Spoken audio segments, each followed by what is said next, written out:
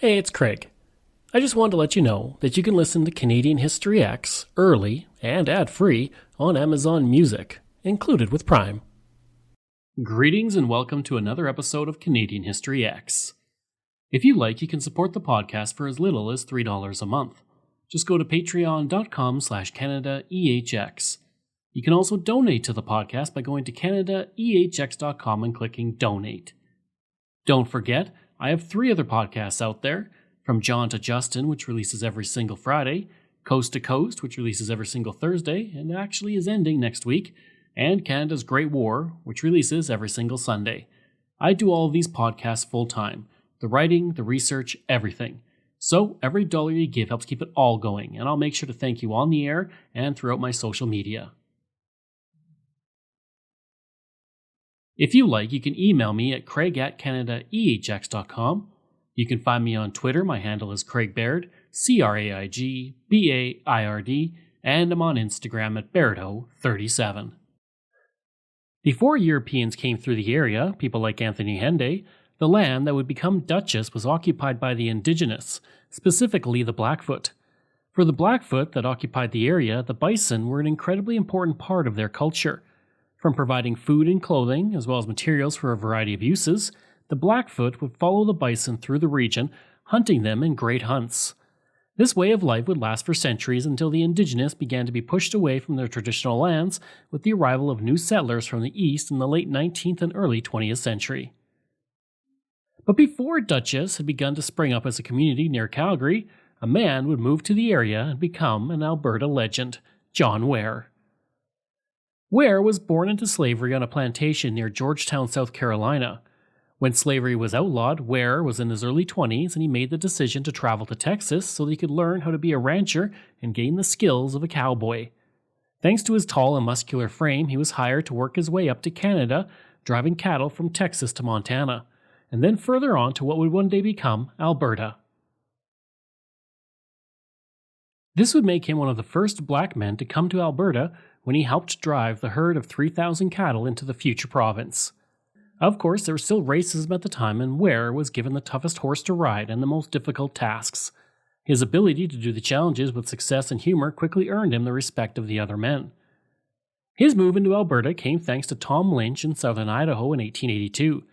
Lynch had recently purchased those 3,000 head of cattle, and he wanted a man to drive them up to his ranch.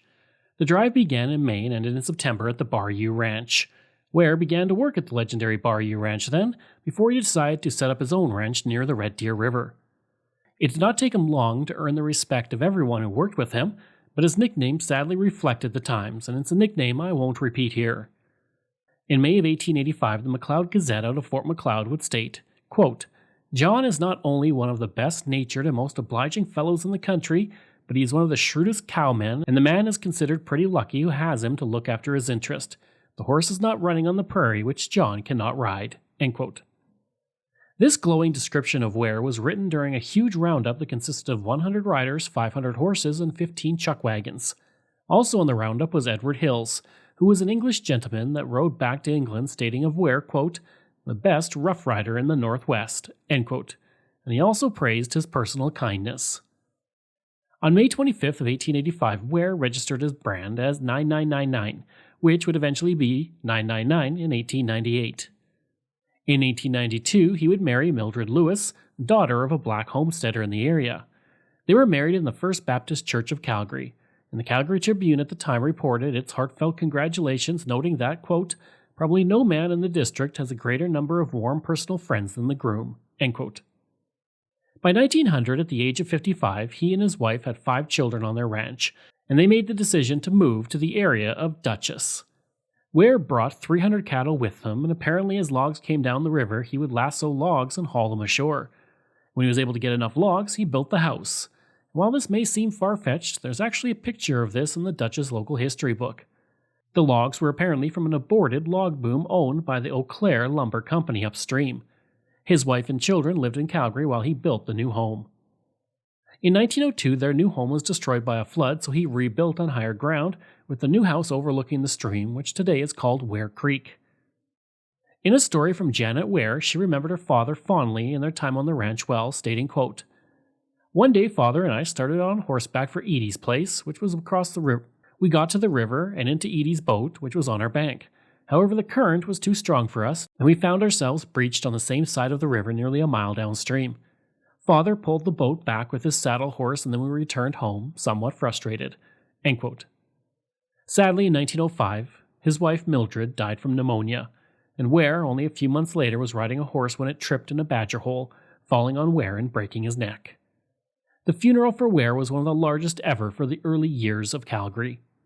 And as the years have gone on, Ware has gained a folk hero status because of his contribution to Alberta culture.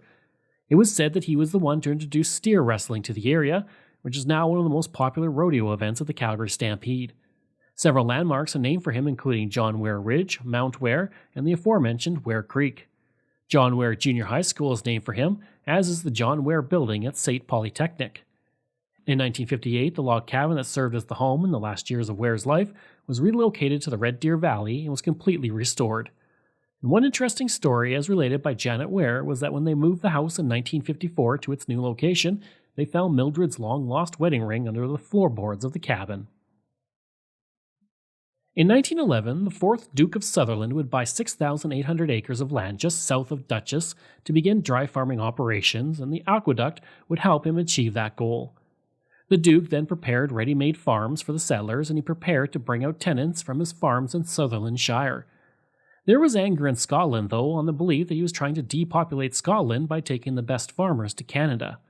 As a result of this, none of the initial farmers who were brought over were Scottish, and most were English. A school was built on the land, and settlers began to settle on these new ready-made farms. The construction of all these ready-made farms was overseen by the CPR, and in all, 30 families were brought over to the district to farm on these lands. The main residence of the land was built by the CPR for the Duke to use when he came from Scotland to view his new farm estate. It was an impressive bungalow with a sizable living room, 2 fireplaces, arched doorways, double doors in the lobby, and much more. A 4-acre garden was also built, and when the Duke could not be on his residence, it was occupied by the estate manager. Sadly, the Duke only made one visit to the property before he died in 1913 in Scotland. Once he had died, the Sutherland family lost all interest in the project, and a series of managers oversaw the project with little input from across the Atlantic Ocean. In 1915, thanks to widespread irrigation projects, 5,000 acres of land was irrigated along with 1,000 acres of what was not irrigated. The entire estate would continue to operate well for 20 years, but with absentee landlords and the Great Depression, the estate was divided. As for the bungalow and the land it sat on, it went into private hands in 1936. You can still visit this property, now called the Duke of Sutherland Site Complex, and today, the entire property is a provincial historic resource. The community would form in 1911 and would be named for the Duchess of Connaught. The first postmaster for the new post office of Duchess would be William Galloway. The first church to be built in the community was the Mennonite Church, with H.B. Raymer serving as the first resident minister, and the first general store to appear was owned by Chester Marshall. The railroad would arrive in the area in 1914, greatly spurring on development. 1 year later, the irrigation project to bring in water in the area finished and allowed most of the farms in Duchess area to settle. Most of these early farmers were Mennonites and Lutherans who had come from Pennsylvania, Kansas, and Colorado. The community would build its first school in 1918 to serve the growing number of students who were starting to attend. In 1919, a CPR branch would be built from Duchess, north of a distance of 50 kilometers, costing $427,000 per 1.5 kilometers. The community had prospered enough in its first decade that the decision was made to move from being a hamlet and instead become a village in 1921. By the time 1921 came along, the community was growing at such a fast rate that there was a need to increase the size of the school due to the influx of students. The school board was forced to lease the upper floor of the Davis building that was over the post office to increase the accommodation for students. And the original school, which by this point was only a few years old, would be used for the junior grades, while the senior grades would attend school above the post office. The same year that Duchess went from being a hamlet to a village, one of the first orders of business for the community was to get a loan and debentures secured for the fire equipment they wanted to buy.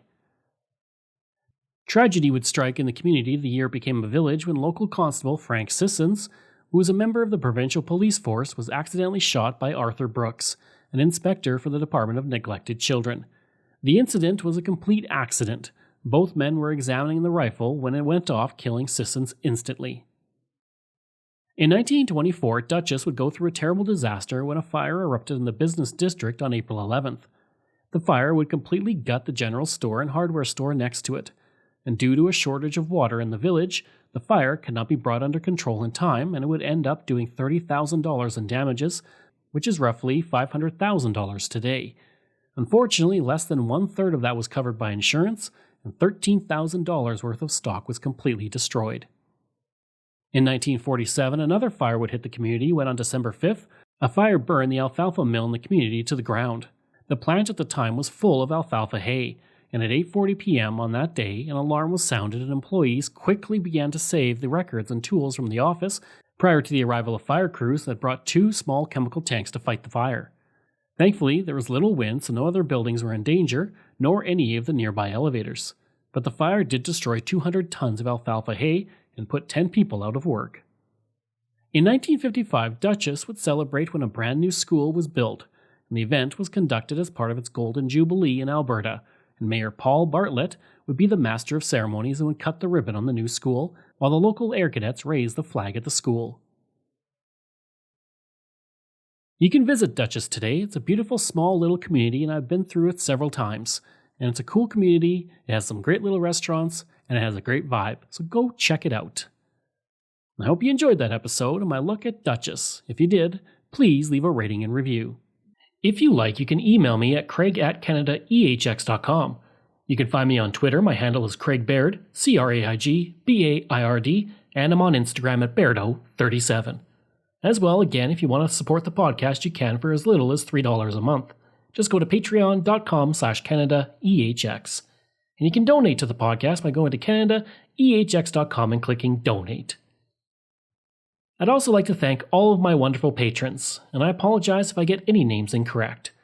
Colin Johnson, Katie Caldwell, Jeff Hershey, Kyle Murray, Steve Pakin, Matthew Gartho, Lionel Romaine, Dr. Bob Turner, an anonymous patron that I truly do appreciate, Randy Hayden, Doug Campbell, Reg W., Deborah Carlson, Francis Helbling, Nick Zinri, Shannon Marshall, Clinton Martinez, Dimitri Chauve, Aaron O'Hara Myers, Robert Dunseith, Todd Casey, Catherine Rawa, Luke S., JP Bear, Jason Hall, Phil Maynard, and Iris Gray. Thanks. We'll see you again next time.